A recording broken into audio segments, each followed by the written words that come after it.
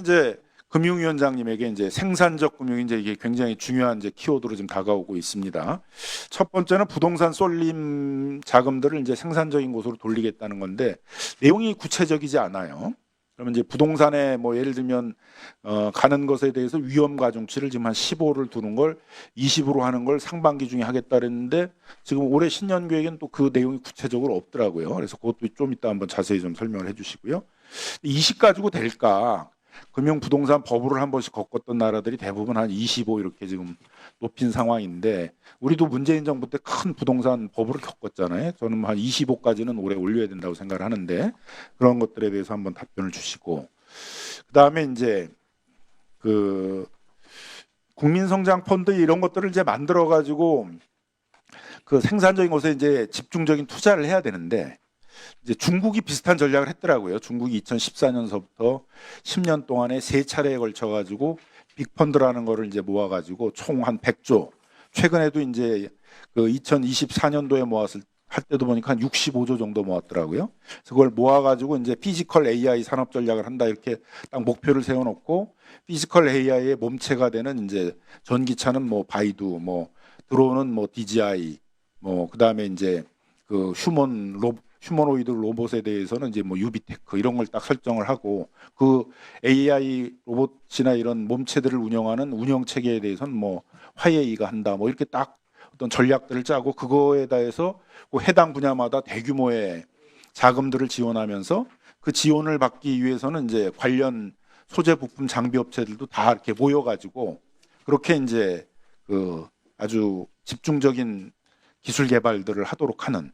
그래서 한번 화해를 방문한 적이 있었는데 저희 의원들이 보니까 뭐 그런 걸 해가지고 뭐 운영 체계를 뭐 공공 서비스 운영 체계, 무슨 상하수도 운영 체계, 뭐 항만 운영 체계, 뭐 금융 운영 체계, 공공 의료 운영 체계 막 이런 걸 해서 쫙 다 만들어 놓고 그걸 운영할 수 있는 그런 이제 몸체들로서의 그런 로봇이나 뭐 이런 것들을 막 체계적으로 쫙 만들어가는 모습을 보면서 이제 많이 충격을 받았는데 우리도 그런 전략이 있어야 된다. 국민성장 펀드 뭐 100조를 모아놓고 그걸 어떻게 쓸 것인가에 대한 이런 뭐 이것저것 조금씩 나눠가지고 해봐야 이제 그건 다 돈 효용이 떨어질 거고 집중적으로 뭐 우리도 피지컬 AI를 위해서 뭐 드론, 뭐 전기차, 휴머노이드 로봇 뭐 이런 것들을 하면은 거기에 뭐 중심적인 기업과 관련된 소제품 장비 업체들이 그 지원하는 자금을 중심으로 집중적으로 모이도록 하고 이런 전략들을 짜가지고 이제 해야 되는데 그런 것들이 좀 돼가고 있는지 오늘 업무 보고해 주신 내용에는 뭐 그런 건 없는 것 같아요. 굉장히 좀 추상적인 수준의 것들만 좀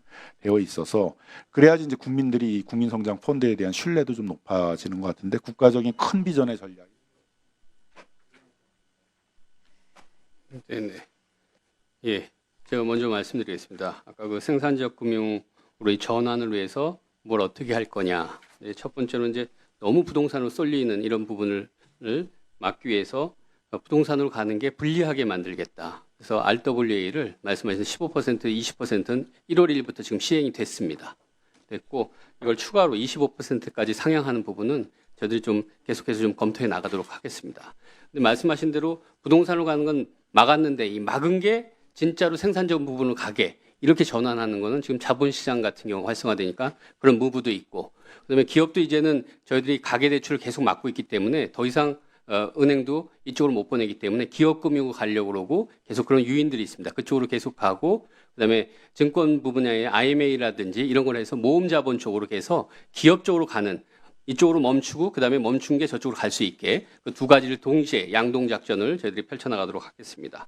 그리고 국민성장펀드는 말씀하신 대로 결국 전 세계 투자 전쟁에 있어서 한국도 금융에 있어서 좀 무기를 갖고 있어야겠다. 그래서 사실 첨단 전략 산업기금과 민간자금을 뭉쳐서 대규모 자금을 해서 모험 자본이 안 가는 쪽에 장기 인내 그런 자본을 해주겠다 이런 거고요. 그다음에 이게 금융의 시각이 아니라 산업의 시각을 갖고 와야 되기 때문에 저희들이 전략을 어느 분야에 어떻게 배치할지 방법은 어떻게 할지 실제로 의사결정을 할 때 금융계뿐만 아니라 산업계 분들도 같이 해갖고 이게 산업의 눈과 금융의 자금력이 같이 결합될 수 있도록 그렇게 신경 써서 하고 있습니다. 네. 질문을 굉장히 방대하게 해주셔서 최대한 줄여 말씀드리겠습니다. 간단하게 간단하게 답변해 주시죠.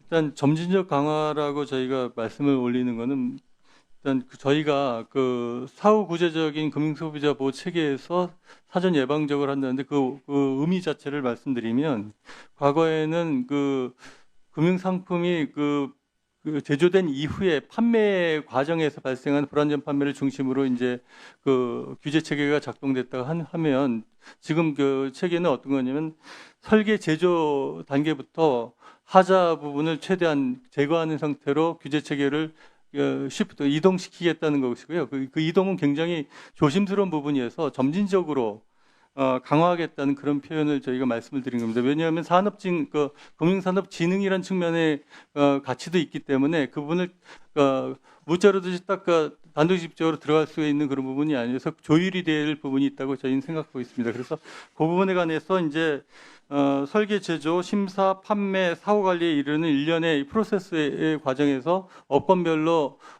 다 각자의 상황이 좀 다르기 때문에 그 부분을 단계별로 이렇게 하고 내재화하는 과정, 그러니까 내부 통제 기준이나 책무 구조들을 통해서 이 부분에 관한 저희의 방향성을 업권과 저희가 같이 공유하고 발전시키는 방향으로 가겠다는 그런 부분을 먼저 말씀드리고요.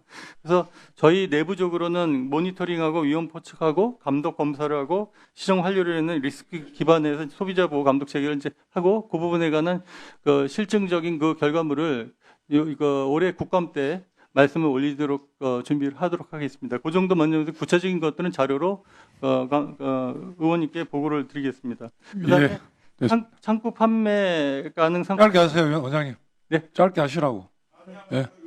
네, 그 서류 허락해 주면 그 우리 자료로 남강원님실에 보고- 가서 우리 네. 경감께 따로 한번 보고 드리도록 네, 하십시오. 예. 뭐 하면 한 10분 이상 걸릴 것 같아서 죄송합니다. 네.